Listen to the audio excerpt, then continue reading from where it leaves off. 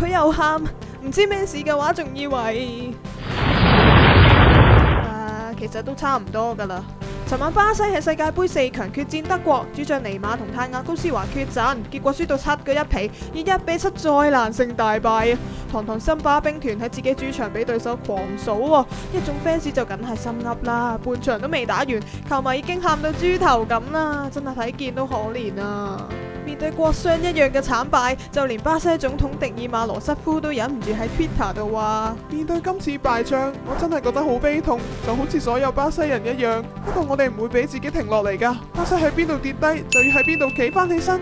哇，真係好振奮人心咁喎！不過網上就有傳巴西喺輸波之後出現暴動啊，雖然後來證實只係謠言，但其實琴晚巴西真係出現咗局部性嘅混亂場面㗎。好在好快就俾在場警察平息咗咋。不過如果我係巴西總統呢，就一定會打醒12分精神啦。